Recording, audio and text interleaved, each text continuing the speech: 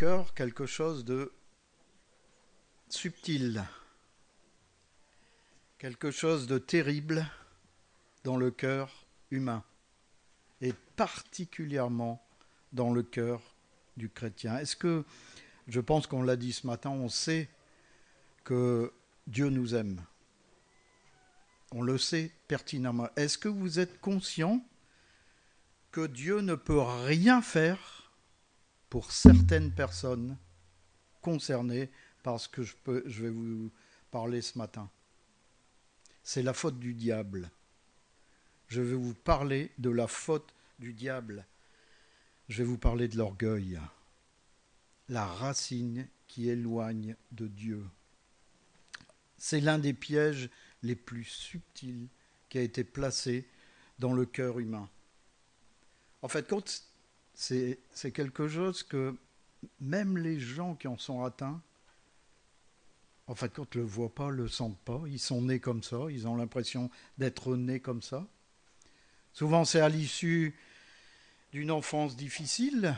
On a cultivé ce besoin d'exister, ce besoin d'être au-dessus des autres, parce qu'on a été en dessous pendant des années.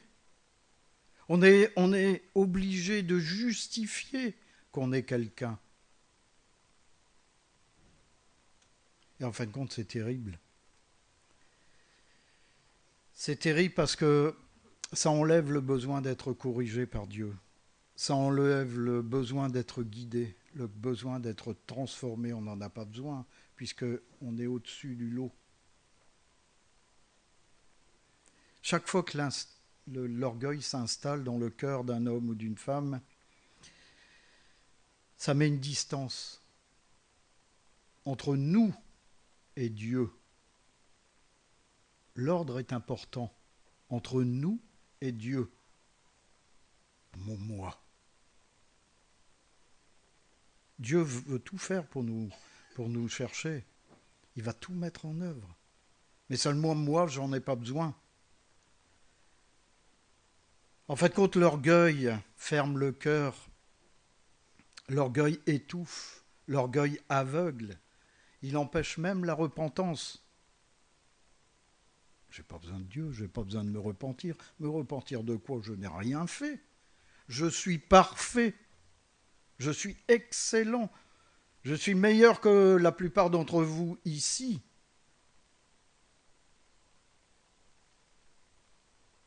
La Bible nous avertit clairement.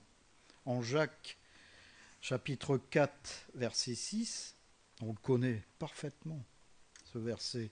Dieu résiste aux orgueilleux, mais il fait grâce aux humbles. Là où l'orgueil s'élève, la présence de Dieu se retire. Dieu s'en va. Mais là où l'humilité s'ouvre, c'est la grâce qui descend. Alors on va parler de l'orgueil.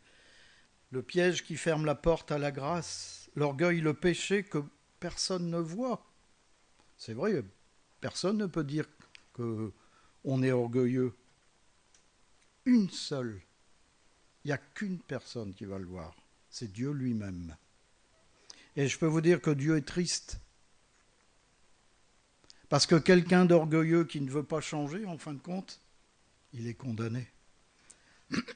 Il n'a pas besoin de Jésus dans sa vie, puisqu'il peut se sauver lui-même.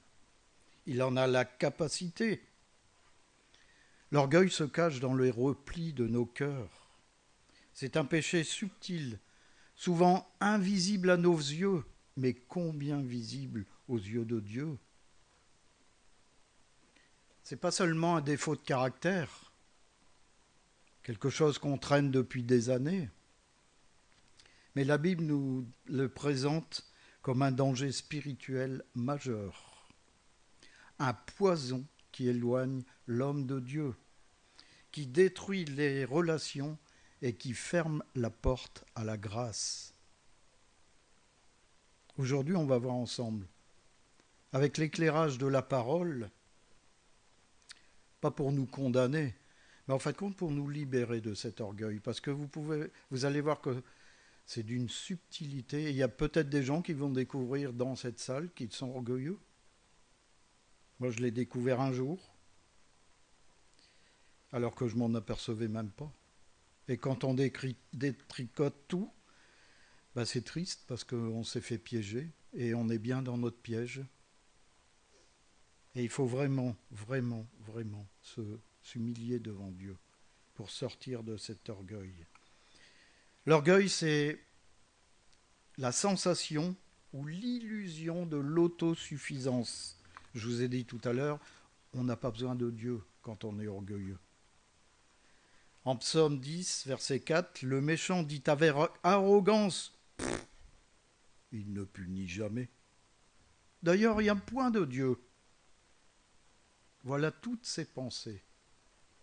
Ça ne sert à rien, Dieu. Moi, je suis capable de m'élever tout seul. Je suis capable de réagir devant toutes les situations. Je n'ai besoin de personne. Parce que dans toutes les situations, je suis capable de me débrouiller seul. En fin de compte, c'est ce qu'a insufflé le malin à Adam et Ève.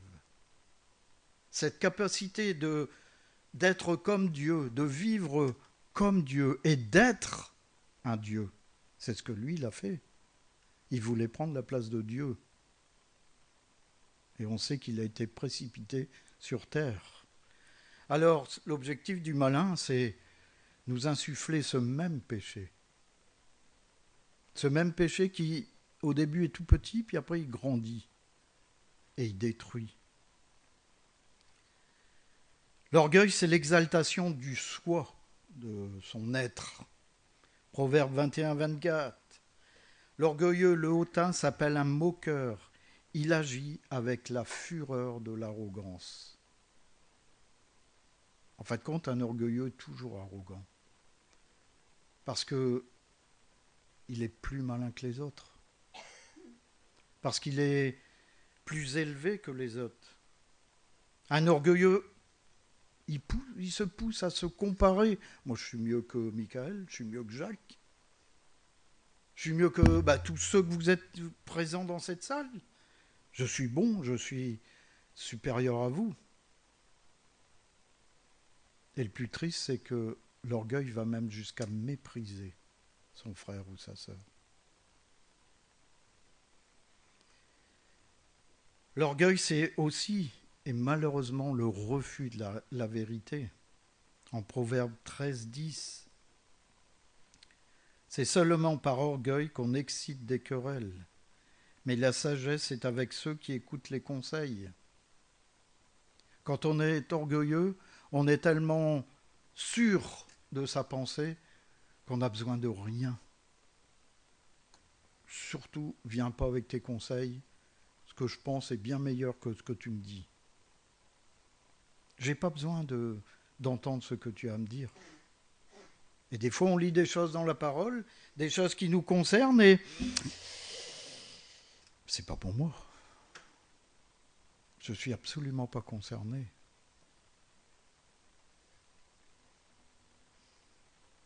En fait, compte, l'orgueil nous empêche de reconnaître nos torts, de demander pardon et surtout d'écouter ce qu'a nous dire la personne qui est devant nous. Parce qu'on n'a pas besoin d'être aidé. Alors le deuxième point, c'est comment se manifeste l'orgueil dans notre vie. Vous savez que l'orgueil n'est absolument pas bruyant.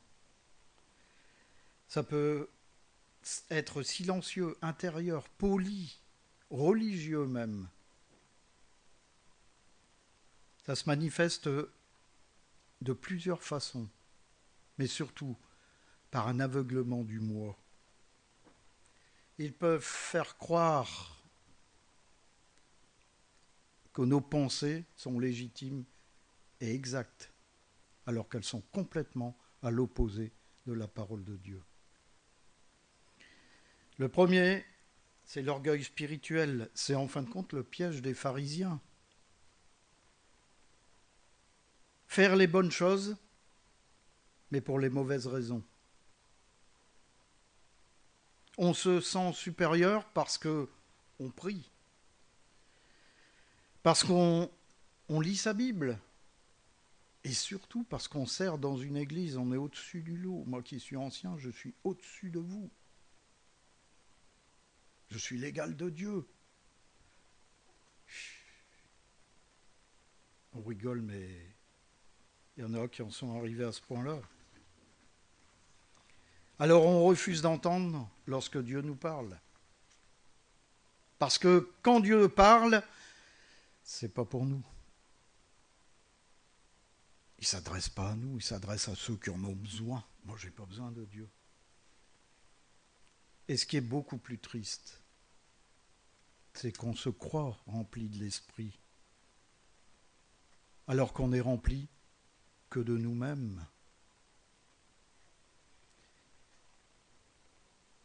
En fin de compte, on ne connaît que Jésus de façon superficielle, puisqu'on n'en a pas besoin. Vous savez, c'est comme la voiture qu'on laisse dans le garage. Parce que on habite Lille, par exemple.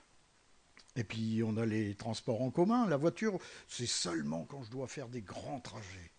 Vous savez, Dieu, j'en ai besoin que vraiment quand je suis dans la mouise, où là je m'aperçois que je ne peux pas m'en sortir. L'orgueil, c'est ça. L'orgueil religieux, c'est ça. C'est on se croit rempli de Dieu alors qu'on est vide. Et on ne connaît absolument pas Jésus. Il y a plein de gens dans les églises qui sont comme ça. Parce qu'ils chantent, parce qu'ils prient, parce qu'ils lisent leur Bible, ils ont l'impression d'être sauvés. Mais en fin de compte,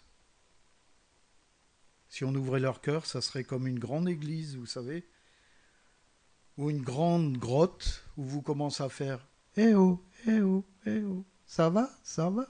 Il n'y a rien. Il n'y a rien. Il y a également l'orgueil intellectuel. En Romains 12, 16, « Ayez les mêmes sentiments les uns envers les autres.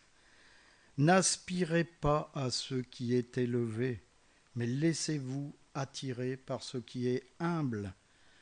Ne soyez point sages à vos propres yeux. » Vous savez, l'autosuffisance.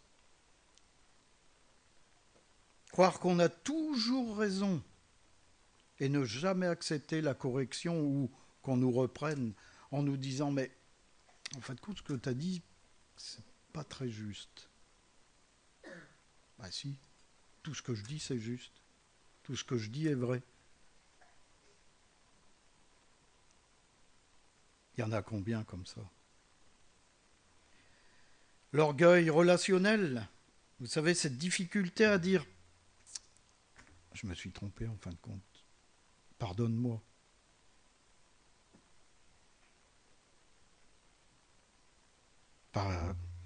Toujours pareil, j'ai toujours raison. Je n'ai pas à te demander pardon. L'orgueil de la réussite, on connaît un exemple flagrant dans la parole de Dieu, Nebuchadnezzar. N'est-ce pas ici Babylone la grande que j'ai bâtie comme résidence royale par la puissance de ma force et pour la gloire de ma magnificence? J'ai un cousin qui m'a dit un jour, tout ce que j'ai ici, je l'ai bâti grâce à mes bras.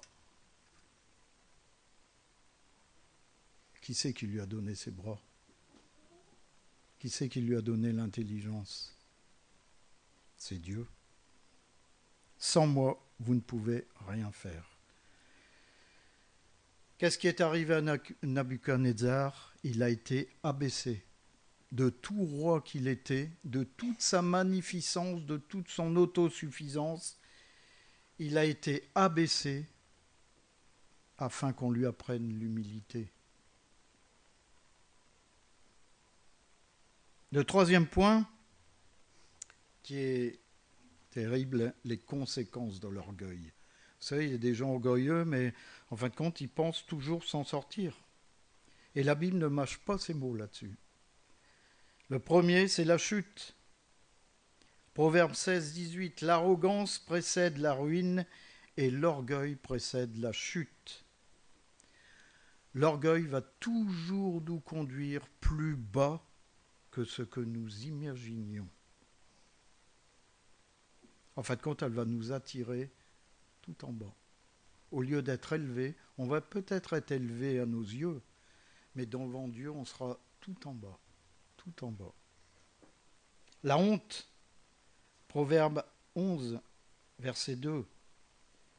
Quand vient l'orgueil, vient aussi l'ignominie, la honte. L'orgueil promet la gloire, en fin de compte. On va toujours réussir. Mais souvent, elle donne la place à la honte. La résistance de Dieu à l'orgueil. Pourquoi ? Pourquoi ? On l'a lu, le verset, Dieu résiste aux orgueilleux, mais il fait grâce aux humbles. Imaginez que Dieu lui-même se dresse contre les orgueilleux. C'est pas Satan, c'est pas les circonstances de la vie, c'est Dieu lui-même. C'est terrible. Terrible. La perte de la sagesse. En fin de compte, l'orgueil ferme la porte à la correction. Elle ferme la porte à la croissance spirituelle. Elle ferme la porte à tout ce que Dieu veut nous donner. Et on devient misérable. Pourquoi Dieu ainsi déteste l'orgueil ? Parce qu'il y a une séparation.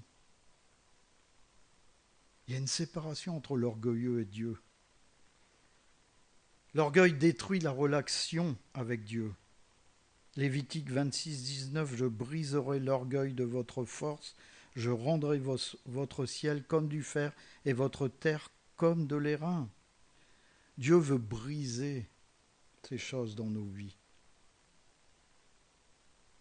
Parce qu'on est accessible, inaccessible pour lui. Il ne force pas. Et comme nous, on n'en a pas besoin, si on est orgueilleux, on est cuit. L'orgueil, en fin de compte, nous fait dire « Je n'ai pas besoin de toi, car je suis assez fort et intelligent. » Mais plus encore, il détruit les relations humaines. Pas simplement les relations avec Dieu, mais également les relations humaines. Parce que l'orgueil va créer des conflits. Parce que l'orgueil va créer des divisions. L'orgueil va créer des blessures. Comme on est incapable de pardonner, se sachant au-dessus du lot. Vous imaginez les dégâts que ça occasionne dans le travail, à la maison, dans les familles ? Parce qu'on est incapable d'entendre quelqu'un qui nous dit « Mais écoute, dans cette situation, tu te trompes. » Et pourtant, il y en a qui continuent. Et le troisième point, c'est l'orgueil empêche la transformation. Dieu ne peut pas remplir un cœur qui est plein de lui-même. Parce qu'un orgueilleux est tellement plein de lui-même que le Seigneur ne peut rien faire avec.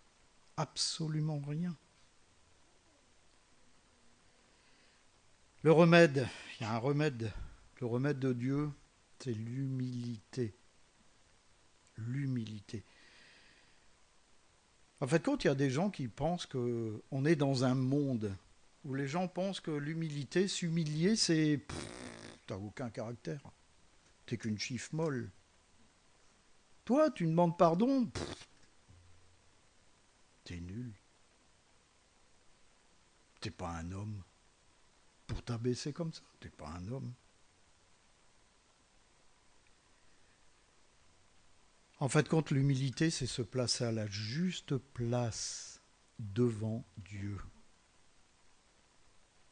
J'espère qu'on est conscient que lorsqu'on se présente devant Dieu, on ne se présente jamais droit et tout fier d'être devant Dieu, mais vraiment avec beaucoup d'humilité, avec crainte et tremblement. Parce que s'il n'y avait pas Jésus-Christ, on serait mort. Je vous rappelle quand même que les Juifs avaient ce fameux rideau qui, dit-on, faisait 10 cm d'épaisseur dans le temple pour empêcher quelqu'un de s'approcher du lieu saint. Alors est-ce que nous pourrions, le cœur plein de nous-mêmes, nous présenter devant Dieu ainsi? C'est pas possible.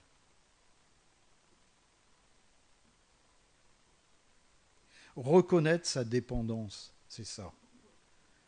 Quelqu'un qui commence à reconnaître sa dépendance à Dieu va commencer à ressentir le besoin de tout laisser au Seigneur. Jean 15, 5, c'est ce que je vous ai dit. Sans moi, vous ne pouvez rien faire.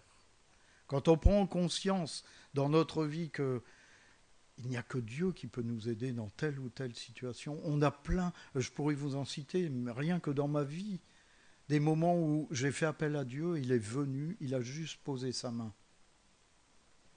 Et les choses sont parties.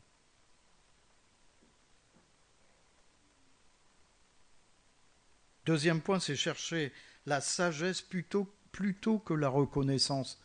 L'orgueilleux, c'est ce qu'il recherche, être reconnu.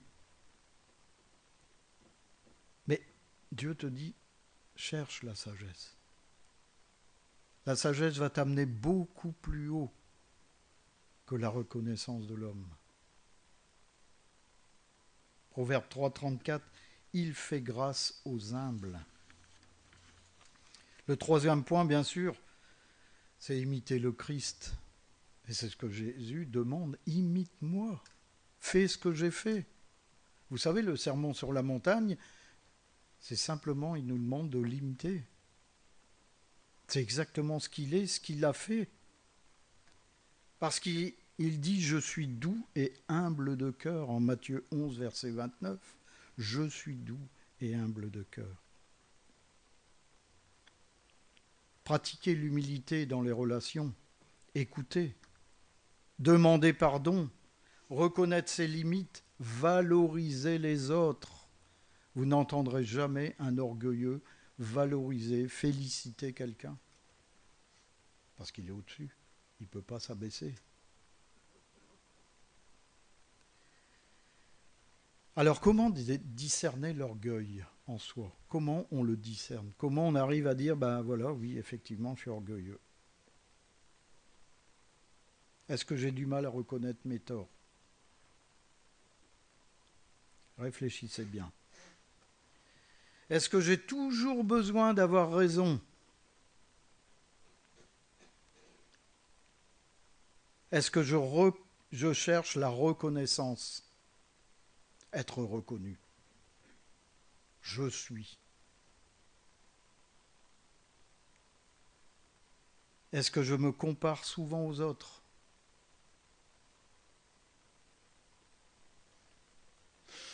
Est-ce que je prie moins quand tout va bien?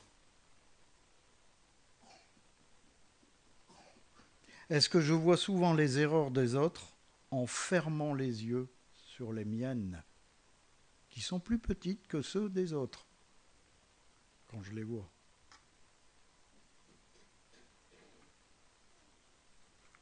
Merci parce que le Saint-Esprit souvent révèle l'orgueil qu'il y a dans le cœur d'un homme.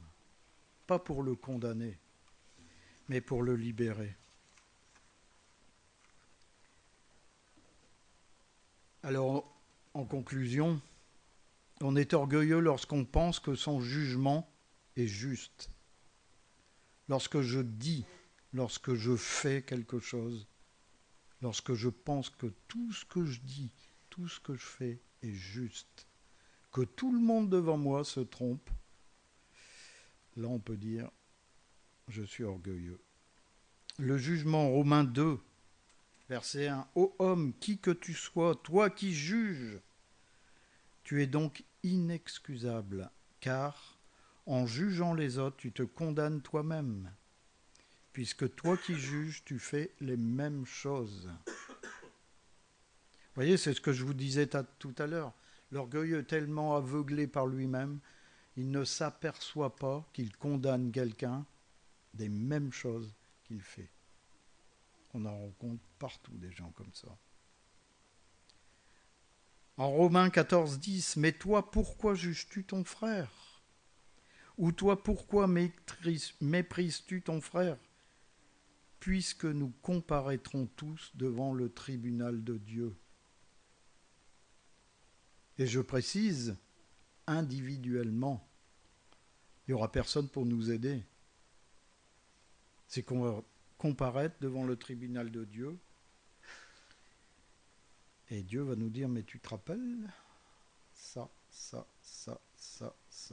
Et des fois, ça peut durer longtemps. Si on n'a pas levé les yeux vers Jésus, si on n'a pas pris conscience qu'on a besoin de lui dans notre vie, si on n'a pas pris conscience de ce besoin d'humilité, la condamnation sera unanime. Pourquoi ? Parce qu'en fin de compte, on ne sera jamais sauvé. Jamais sauvé. On est tellement orgueilleux que le salut ne peut pas venir dans notre cœur. On est tellement bon. Un orgueilleux est tellement juste. Suis-je juste ? Ma bouche me condamnera. Suis-je innocent ? Il me déclarera coupable en Job, chapitre 9, verset 20. Un jour ou l'autre, on tombe toujours dans ce qu'on juge. Toujours. Vous pouvez juger quelqu'un sur quoi qu'il fasse dans sa vie. Un jour ou l'autre, vous allez tomber dans les mêmes travers. Donc la bouche, votre bouche, vous condamnera. Et vous verrez de nouveau la différence entre le juste et le méchant, entre celui qui sert Dieu et celui qui ne le sert pas. Malachie 3, 18. La différence, elle est là. Vous avez celui qui sert Dieu qui est parfaitement humble. Et celui qui ne le sert pas, en fin de compte, il est rempli de lui-même. Et malheureusement, je l'ai dit, Dieu ne peut rien faire pour une telle personne. Être orgueilleux, c'est refuser la grâce de Dieu. On peut parfaitement avoir l'impression, vous savez, on peut être assis dans cette église, être persuadé de servir Dieu, alors qu'on le combat, parce qu'on refuse de se soumettre à lui. C'est la chose la plus terrible. Car Dieu résiste aux orgueilleux, mais il fait grâce aux humbles. L'humilité ouvre la porte à sa grâce. L'orgueil ferme, l'humilité ouvre. L'orgueil éloigne, l'humilité rapproche. L'orgueil détruit, l'humilité guérit. Dieu ne cherche absolument pas des gens parfaits. Vous savez, les super chrétiens, ça se saurait. Jésus n'était pas un super chrétien, vous savez, il était, quand je dis ça, comprenez bien ce que je veux dire. C'est-à-dire qu'il n'était pas extravagant, il était tout simple.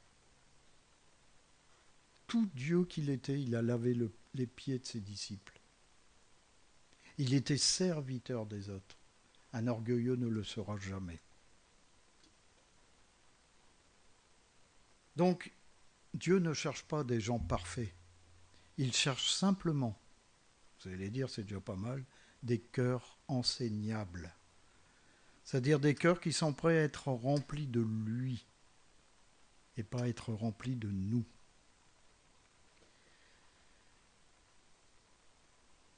En fin de compte, la bonne nouvelle, c'est que Jésus est venu justement pour briser l'orgueil et nous remplir de sa présence en nous donnant un cœur nouveau.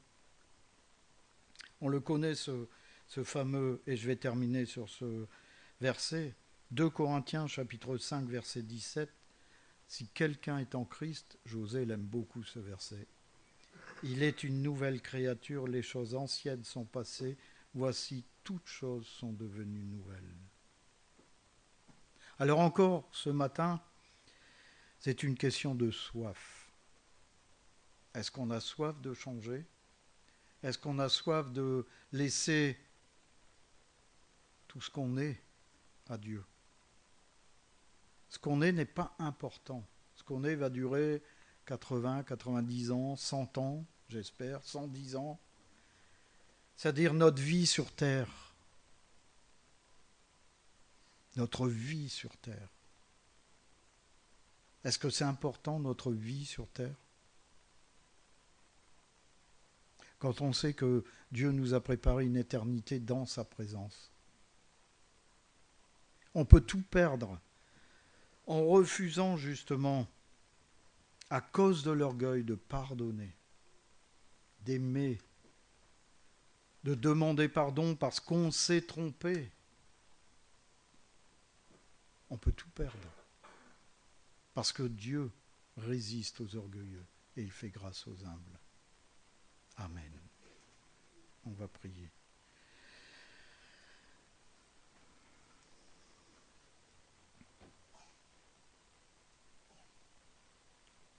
Merci Seigneur.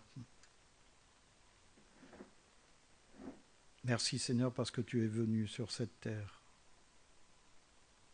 Parce que tu connaissais ce que le malin avait fait dans le cœur de l'homme.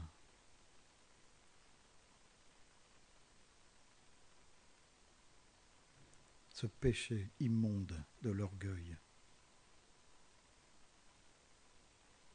qui aveugle, qui empêche de voir la réalité de Jésus-Christ. Ce fait de dire, ce sont des fables. Jésus n'existe pas. S'il y avait un Dieu, l'excuse facile, s'il y avait un Dieu.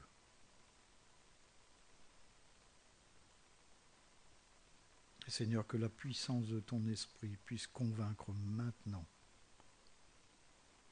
de l'orgueil qui est présent dans nos vies. Qu'il puisse chasser les dégâts déjà occasionnés dans notre vie par l'orgueil. Le malin se satisfait de nous éloigner de Dieu. Mais Dieu pleure, parce qu'il ne peut pas remplir un cœur rempli de lui-même.